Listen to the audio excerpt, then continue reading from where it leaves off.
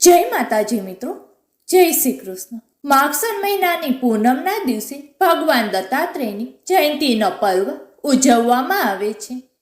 આ દિવસે ભગવાન દત્તાત્રેયનો જન્મ થયો હતો।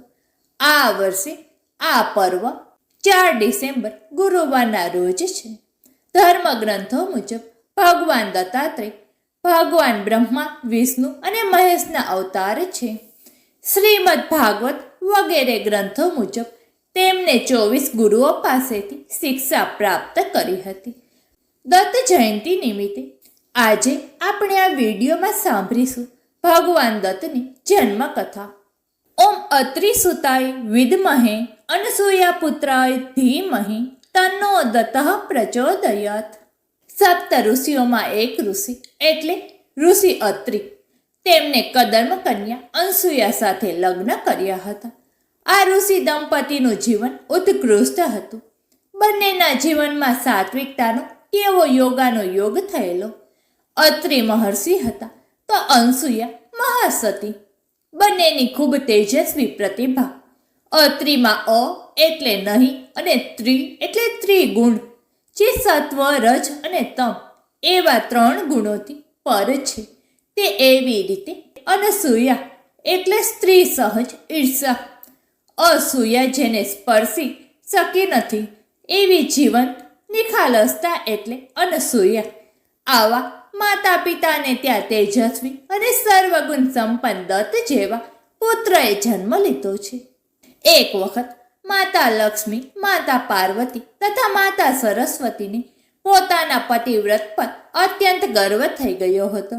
ભગવાને તેમનો અહંકાર નષ્ટ કરવા માટે લીલા રચી।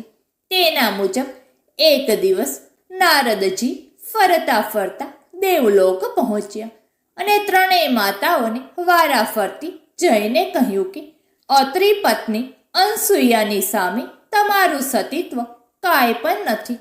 3 દેવીઓએ આ વાત પોતાના સ્વામીઓને જણાવી અને તેમને કહ્યું કે તે અનસૂયાના પતિવ્રતની પરીક્ષા લે। ત્યારે ભગવાન શંકર, વિષ્ણુ તથા બ્રહ્મા સાધુઓના વેશ ધારણ કરીને અત્રિ ઋષિના આશ્રમે ગયા। મહર્ષિ અત્રિ ત્યારે આશ્રમમાં હાજર ન હતા। 3 દેવો અનસૂયા પાસે ભિક્ષા માંગી, પરંતુ એવું પણ કહ્યું કે તમારે નિર્વસ્ત્ર થઈને અમને ભિક્ષા આપવી પડશે। અનસૂયા પહેલા તો આ સાંભળીને દંગ રહી ગઈ, પરંતુ પછી સાધુઓનું અપમાન ન થાય તે ડરથી તેને પોતાના પતિનું સ્મરણ કર્યું અને કહ્યું કે જો મારો પતિવ્રત ધર્મ સત્ય છે તો આ 3 સાધુ 6 મહિનાના બાળક થઈ જાય। અને તરત 3 દેવ શિશુ બનીને રડવા લાગ્યા। ત્યારે અનસૂયાએ માતા બનીને તેમને ખોરામાં લઈને સ્તનપાન કરાવ્યું અને પારણામાં ઝુલાવવા લાગ્યા। જ્યારે 3 દેવ પોતાના સ્થાન પર પાછા ન આવ્યા તો દેવીઓ વ્યાકુળ થઈ ગઈ। ત્યારે નારદ ઋષિ ત્યાં આવીને બધી વાત જણાવી। 3 દેવીઓ અનસૂયા પાસે આવી અને માફી માંગી।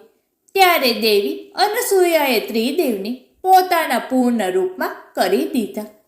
પ્રસન્ન થઈને ત્રિદેવે તેમને વરદાન આપ્યું કે અમે 3 પોતાના અંશથી તમારા ગર્ભમાં પુત્ર રૂપમાં જન્મ લઈશું।